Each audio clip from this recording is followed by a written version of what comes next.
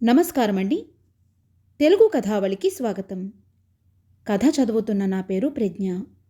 ఈ వీడియో నచ్చినట్లయితే like, share చేయండి. నా ఛానల్ కొత్తగా చూస్తున్నట్లయితే సబ్స్క్రైబ్ చేయడం మర్చిపోవద్దు. మరిన్ని మంచి కథలు అప్లోడ్ చేసినప్పుడు నోటిఫికేషన్స్ రావడానికి బెల్ ఐకాన్ క్లిక్ చేయండి. ఎవరి సాహసం వారిది. బీరన్న అనేవాడికి తన గ్రామంలోనే ఉన్న గౌరీ అంటే ఇష్టం. పెళ్లి చేసుకుందామనుకున్నాడు. గౌరీ వజ్రాల హారం తెచ్చి పెట్టమన్నది. అందుకు 1000 వరహాలవుతుంది. అంత పెద్ద మొత్తం బీరన్న వద్ద లేదు. బీరన్నకు బాగా డబ్బు సంపాదించే పనులేవీ చేతకావు. అందుకని వంట నేర్చుకున్నాడు. అందరిళ్లకు వెళ్ళి కూరలు తరగడం, పప్పు రుబ్బడం లాంటి పనులు చేస్తూ ఉంటాడు.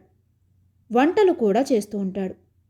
అలా వచ్చిన డబ్బుతో రోజులు గడిచిపోతాయి తప్ప 1000 వరహాలు పోగు చేయడం వాడికి సాధ్యం కాదు. కానీ వాడికి గౌరీని పెళ్లి చేసుకోవాలనుంది. ఇలా ఉండగా ఆ దేశపు రాజొక ప్రకటన చేశాడు. గొప్ప సాహస కార్యం చేసిన వాడికి 10,000 వరహాలిస్తాడట రాజు. బీరన్నకు సాహస కార్యం చేయాలనుంది. కానీ వాడికి కప్ప కలలో కనబడితేనే భయం. అందుకే వాడు వ్యవసాయం కూడా చేయడం లేదు. అలాంటివాడు సాహస కార్యాలు ఎలా చేస్తాడు?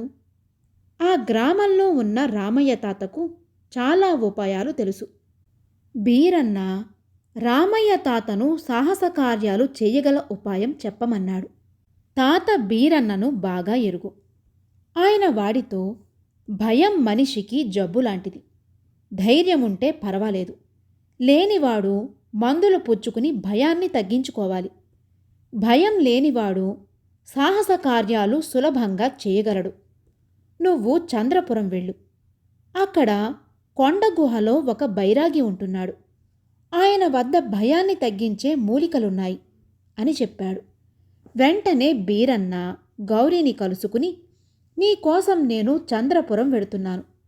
అక్కడ నా భయాన్ని తగ్గించుకుని రాజధానికి వెళ్ళి సాహస కార్యం చేసి డబ్బు సంపాదించి దానితో నీకు వజ్రాల హారం కొని తెస్తాను అంటూ రామయ్య తాత చెప్పినదంతా చెప్పాడు. గౌరీ నవ్వి, నువ్వింకా చంద్రపురం వెళతానంటున్నావు. నారన్న అప్పుడే రాజధానికి నేరుగా బయలుదేరి వెళ్ళిపోయాడు. వాడు నీకంటే ముందుగా వజ్రాల హారం తెస్తే నేను వాడినే పెళ్లి చేసుకుంటాను అన్నది. నారన్నకు కూడా గౌరీ అంటే ఇష్టం. వాడు బీరన్న అంత అందగాడు కాకపోయినా మహాసాహసి. వట్టి చేతులతో తాచుపామును పట్టుకుంటాడు. అర్ధరాత్రి పూట దెయ్యాల మర్రి కింద పడుకుంటాడు. వాడితో తను పోటీ పడగలడా? ఇలా ఆలోచించి చివరకు బీరన్న మనసు రాయి చేసుకుని చంద్రపురం వెళ్ళాడు. బైరాగిని కలుసుకున్నాడు.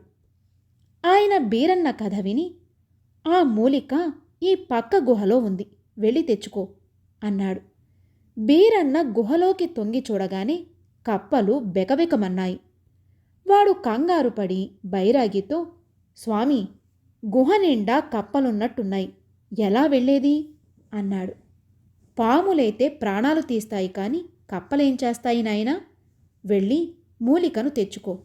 అక్కడ కప్పలు తప్ప మరే జంతువులు లేవు అన్నాడు బైరాగి. స్వామి, నా మీద దయ ఉంచి ఆ మూలికను తమరే తెచ్చివ్వండి. మీ మేలు ఈ జన్మకు మరిచిపోలేను అని బీరన్న వేడుకున్నాడు. నువ్వు స్వయంగా తెచ్చుకుంటేనే మూలిక నీకు పనిచేస్తుంది అని బైరాగి బీరన్నకు ఖచ్చితంగా చెప్పేశాడు. అయితే నా అదృష్టం ఇంతే అని బీరన్న తిరుగు ప్రయాణమయ్యాడు. దారిలో బీరన్నకొక గుర్రపు బండి ఎదురైంది. అందులో పరగణాకంతకు వస్తాదు పైడిరాజు కూతురు రాగమతి ప్రయాణం చేస్తూ వాడిని చూసి బండి ఆపించింది. ఆమెది తిక్కబుద్ధి, పైగా ఎక్కడలేని పొగరు. అందువల్లనే ఆమెకు 20 ఏళ్లు నిండినా పెళ్లి చెయ్యలేక పైడిరాజు నానా అవస్థ పడుతున్నాడు. బీరన్న బండిని సమీపించగానే రాగమతి, ఆహా, ఏమందం! నేను వస్తాదు పైడిరాజు కూతుర్ని. నిన్ను పెళ్లి చేసుకోవాలి అనుకుంటున్నాను అన్నది. నేను గౌరీని ప్రేమించాను, ఆమెను తప్ప ఇంకెవ్వర్నీ పెళ్లి చేసుకోను అని నొక్కి చెప్పాడు బీరన్న. రాగమతి గౌరీ గురించి వాడిని వివరాలడిగి తెలుసుకుని, నువ్వు వెర్రివాడిలా ఉన్నావు. ఆ గౌరీ పూటకు గతిలేనిది. నేను వస్తాదు కూతుర్ని, నన్ను కాదని దాన్ని చేసుకుంటావా అన్నది కోపంగా. అవునన్నట్టు తలాడించాడు బీరన్న. అంతలో బండిలోంచి బొద్దింక ఒకటి వాడి మీదకి దూకింది. బీరన్న హడలిపోయి కెవ్వుమని అరిచాడు. వాడు మహాపిరికి అని అర్థం చేసుకున్న రాగమతి, నన్ను పెళ్లి చేసుకోనంటే నిన్ను బొద్దింకలున్న గదిలో బంధిస్తాను అని బెదిరించింది. ఆ మాట వింటూనే బీరన్న అక్కడి నుంచి పరుగు పుచ్చుకున్నాడు. రాగమతి వాణ్ణి బండితో తరిమింది. ఆ సమయానికి అటుగా వస్తున్న నారన్న బండిని అటకాయించి, ఏమిటి అన్యాయం అని అడిగాడు. రాగమతి వాడికి జరిగింది చెప్పింది. కప్పలకు బొద్దింకలకు భయపడేవాడిని ఈ చుట్టుపక్కల 5-6 పరగణాల్లో పేరు మోసిన వస్తాదు పైడిరాజు కూతురు పెళ్లాడవచ్చా? ఇలాంటివాడు వస్తాదు అల్లుడైతే జనం నవ్వుకోరా అన్నాడు నారన్న. ఆ మాట నిజమే. అయితే నేను సాహస వీరుణ్ణి పెళ్లి చేసుకుంటాను, అందం సంగతి తరువాత అని రాగమతి బండిని మళ్లించి తన దారిన వెళ్ళిపోయింది. ఆయాసంతో రొప్పుతూ నిలబడ్డ బీరన్న నారన్నకు కృతజ్ఞతలు తెలుపుకుని, నువ్వప్పుడే రాజధాని నుంచి తిరిగొస్తున్నావా? ఏం సాహస కార్యం చేశావు అని అడిగాడు. ఆ ప్రశ్నకు నారన్న జబ్బలు చరుచుకుని, ఒకేసారి 2 మోసళ్లతో నీటిలో ఉండి పోరాడి నెగ్గాను. రాజు నాకు 10,000 వరహాలిచ్చాడు. అంత డబ్బు పెట్టి చాలా అందమైన వజ్రాల హారం కొన్నాను. గౌరీని పెళ్లి చేసుకుంటాను అని వాడింకా ఏదో చెప్పబోతుండగా వాళ్ళున్న చెట్టుపైనుంచి వాళ్ల మీద వలలాంటిదొకటి పడింది. వలలోంచి బయటపడేందుకు బీరన్న నారన్న పెనుగులాడుతుండగా చెట్టు మీద నుంచి 4 దొంగలు కిందకి దూకి నారన్న వద్ద ఉన్న వజ్రాల హారం గుంజుకుని పారిపోయారు. ఆ తరువాత కొంతసేపటికి బీరన్న నారన్న వలలోంచి బయటపడ్డారు. నారన్న బీరన్నతో, దొంగలిక్కడ చెట్టు మీద మాటు వేసి ఉన్నారన్నమాట. నా దగ్గరున్న వజ్రాల హారం సంగతి తెలియగానే మన మీద వల విసిరారు. నేను వాళ్లను వదలను. ఇప్పుడే వెళ్ళి వాళ్లను పట్టుకుని వజ్రాల హారం తెస్తాను. ఈలోగా నువ్వు గ్రామానికి వెళ్ళి గౌరీకి నేను వస్తున్న విషయం చెప్పు అన్నాడు. నారన్న దొంగలు వెళ్ళిన దిశగా పరిగెత్తితే బీరన్న తన గ్రామం చేరి జరిగినదంతా గౌరీకి చెప్పాడు. 4 దొంగల్ని పట్టుకునేందుకు ఒక్కడూ వెళ్ళాడా? వాడి మొండి ధైర్యాన్ని మెచ్చుకోవాలి అన్నది గౌరీ నారన్నను మెచ్చుకుంటూ. ఇక ఆమె నారన్ననే పెళ్లి చేసుకుంటుందని బీరన్న రూఢీ చేసుకున్నాడు. కొద్దిసేపట్లో నారన్న వజ్రాల హారం తీసుకుని రావడం ఖాయం. ఇలా అనుకుని వాడు ధైర్యం చేసి, అసలు పెళ్లికి వజ్రాల హారానికి సంబంధం ఏమిటి? నీకు డబ్బు ముఖ్యమా, ప్రేమ ముఖ్యమా? నేను వజ్రాల హారం తేలేను, కానీ నాకు నువ్వే కావాలి, నన్ను పెళ్లి చేసుకో అన్నాడు. గౌరీ నవ్వి, నాకు నువ్వంటే ఇష్టమే. ఈ మాత్రం మాట ముందే అనుంటే అప్పుడే నేను పెళ్లికి ఒప్పుకుని ఉండేదాన్ని. సరేలే, ఇప్పటికైనా ధైర్యం చేశావు కాబట్టి నీతోనే నా పెళ్లి జరుగుతుంది అన్నది. బీరన్న సంతోషానికి పట్టపగ్గాలు లేవు. ఎంతలో నారన్న అక్కడికి వజ్రాల హారం తీసుకుని వచ్చాడు. నువ్వు ఆలస్యం చేశావు. నువ్వు చెయ్యలేని సాహసం చేసిన బీరన్నను నేను పెళ్లి చేసుకుంటున్నాను అని గౌరీవాడికి చెప్పింది. కప్పలకు బొద్దింకలకు భయపడేవాడు నేను చేయలేని సాహసమేం చేశాడు అని అడిగాడు నారన్న ఆశ్చర్యంగా. సాహసమంటే కేవలం కత్తి యుద్ధాలు కావు, మొసళ్లతో పోరాడటమూ కాదు. మనసులో మాటను ధైర్యంగా చెప్పగలగాలి. బీరన్న ఎంత ధైర్యవంతుడంటే నా కోసం వస్తాదు కూతుర్ని కూడా కాదన్నాడు. అందువల్ల ఎంత ప్రమాదం? కోపం వచ్చిందంటే వస్తాదు బాణాకర్రతో బీరన్న ఒళ్ళు హూనం చేయవచ్చు. మనసులోని మాట చెప్పే ధైర్యం ఉంది కనుకే నాతో పెళ్లి గురించి మాట్లాడాడు. నిజమే, ఇష్టపడి చేసుకునే పెళ్లికి షరతులెందుకు? హారం కోసం నేను నిన్ను పెళ్లి చేసుకుంటే అది వ్యాపారం అనిపించుకోదా అన్నది గౌరీ. నారన్న గౌరీ చెప్పిన దానికి అంగీకరించి, నీ మాటల్లో నాకు న్యాయం కనబడుతున్నది. నాకు సాహస కార్యాలు చేయడం అంటే మోజుండి రాజధానికి వెళ్ళాను. అంతా నా గురించి గొప్పగా చెప్పుకోవాలనే వజ్రాల హారాన్ని అంత ఖరీదు పెట్టి కొన్నాను. వస్తాదు కూతురు రాగమతిని చూడగానే ఆమె అందానికి నాకు మతిపోయింది. రాగమతి సాహస వీరుణ్ణి పెళ్లి చేసుకుంటాను అనగానే నాకామెపై ఆశ కూడా పుట్టింది. కానీ నా ఇష్టాన్ని గురించి ఆమెకు చెప్పే సాహసం చెయ్యలేకపోయాను. నాకవసరమైన చోట ఉపయోగపడని సాహసం నాకెందుకు?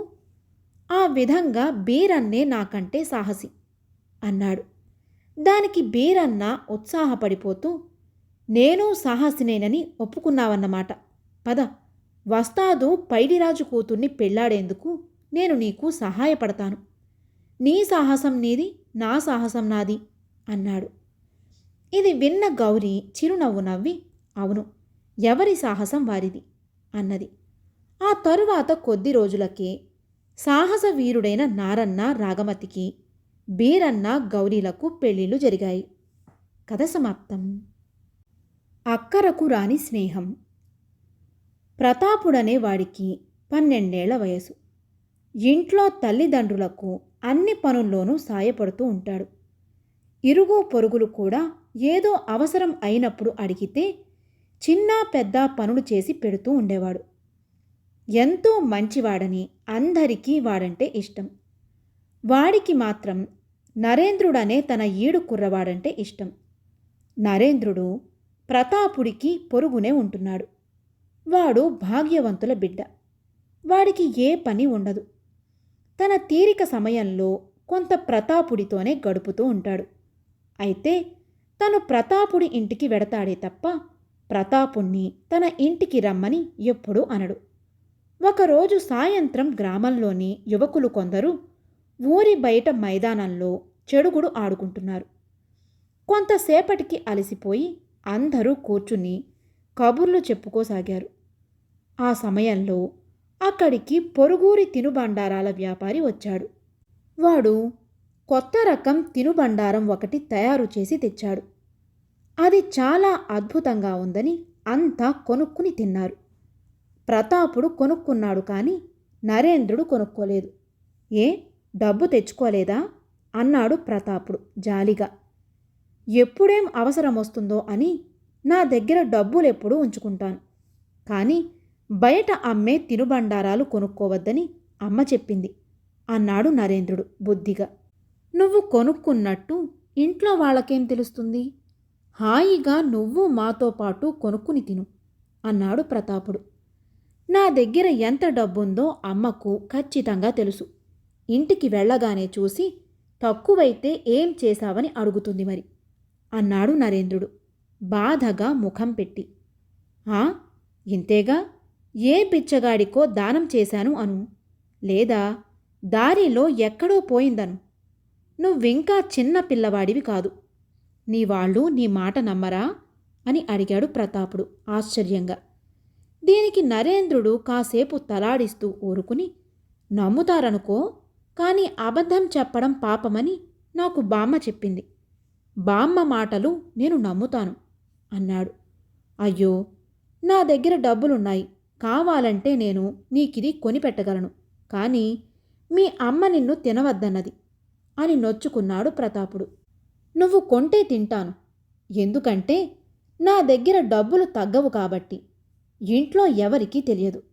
డబ్బు లెక్క సరిపోతే అమ్మ నన్నింకేమి అనదు. అడక్కపోతే నేను అబద్ధం చెప్పక్కర్లేదు కదా అన్నాడు నరేంద్రుడు తెలివిగా. ప్రతాపుడు నరేంద్రుడికి తినుబండారం కొనిపెట్టాడు. వాడది తిని ఎంతో మెచ్చుకుని, నీ మూలంగా నాకిది రుచి చూసే అదృష్టం కలిగింది, కానీ ఈ విషయం నువ్వు మీ అమ్మకు కూడా చెప్పకు, మా అమ్మకు చెబుతుందేమో అన్నాడు. సరేనన్నాడు ప్రతాపుడు. ఒక రోజున పొరుగింటి వాళ్ళు బయటకు వెళుతూ ప్రతాపుణ్ణి పిలిచి, నాయనా, ఇంట్లో నరేంద్రుడొక్కడే ఉన్నాడు. మేమంతా 2 గంటల్లో తిరిగి వస్తాం. అంతవరకు నువ్వు వాడికి తోడుగా ఉండు అని చెప్పారు. అంతవరకు ప్రతాపుడు నరేంద్రుడి ఇంటి లోపలి భాగం చూడలేదు. అందువల్ల వాడు చాలా కుతూహలపడ్డాడు. నరేంద్రుడి ఇల్లు ఎంతో వైభవంగా ఉంది. ఆ ఇంట్లో ప్రతాపుడికి తెలియని సదుపాయాలెన్నో ఉన్నాయి.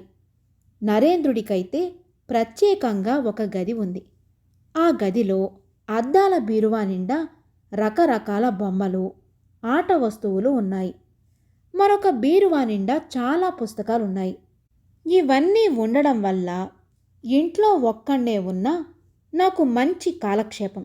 కానీ నాకు నువ్వుంటేనే ఎక్కువ కాలక్షేపం అవుతుంది అన్నాడు నరేంద్రుడు. ఆ మాటలకు సంతోషించిన ప్రతాపుడు, బీరువాల్లో ఉన్న ఆట వస్తువులు, పుస్తకాలు ఏవేమిటో ఒకసారి పరీక్షగా చూస్తాను అంటూ వాటికేసి వెళ్ళబోయాడు. అయితే నరేంద్రుడు వాణ్ణి అడ్డుకుని ఒక వస్తువు గాని పుస్తకం గాని ముట్టుకోనివ్వలేదు. బయటి వాళ్ళు ముట్టుకుంటే అవన్నీ పాడైపోతాయని పెద్దవాళ్ళు వాడికి చెప్పారట. మరి నువ్వు మా ఇంటికొచ్చి అన్నీ ముట్టుకుంటావు కదా అన్నాడు ప్రతాపుడు ఆశ్చర్యంగా. మీ పెద్దవాళ్ళు వద్దనలేదుగా మరి అన్నాడు నరేంద్రుడు. ఆ తరువాత ఇద్దరూ కూర్చుని ఏవేవో కథలు చెప్పుకున్నారు. కానీ ప్రతాపుడికి మనసులో ఏదో వెలితిగా అనిపించింది. మరొక రోజున కుర్రవాళ్ళు కొందరు ఊరి బయట చెరువు గట్టున కూర్చుని ఉండగా ఒక అతను పిల్లన గ్రోవులు తెచ్చాడు. ఆ పిల్లన గ్రోవుల్లో దేన్ని ఎవరు ఊదినా మధురంగా పలుకుతుంది. తెచ్చినవాడు ఒక్కొక్కటి 2 రూపాయలకు అమ్మాడు. నరేంద్రుడు కూడా ఒక పిల్లన గ్రోవి కొనుక్కున్నాడు. ప్రతాపుడి వద్ద 1 రూపాయి మాత్రమే ఉంది. అందువల్ల వాడు నరేంద్రుణ్ణి 1 రూపాయి అప్పివ్వమని అడిగాడు. స్నేహితులకెన్నడూ అప్పివ్వద్దని తాతయ్య చెప్పాడు. అప్పిస్తే స్నేహం చెడిపోతుందిట అన్నాడు నరేంద్రుడు వెంటనే. ప్రతాపుడికి చాలా కోపం వచ్చింది. అప్పటికి 5-6 సార్లైనా తను వాడికి తినుబండారాలు కొనిపెట్టి ఉంటాడు. లెక్క చూసుకుంటే 1 ఏడాదిలో తను వాడి కోసం ఖర్చు పెట్టింది 20 రూపాయలకు తక్కువ ఉండదు. ఇప్పుడు రూపాయి అడిగితే అప్పుగా కూడా ఇవ్వనంటున్నాడు. అన్నీ తన నుంచి తీసుకుంటూ తనకేమీ ఇవ్వని స్నేహితుడు వాడు. అప్పిస్తే స్నేహం చెడిపోతుందన్నావుగా, గుర్తుంచుకో. ఇప్పుడు అప్పివ్వనందువల్ల మన స్నేహం చెడిపోతుంది.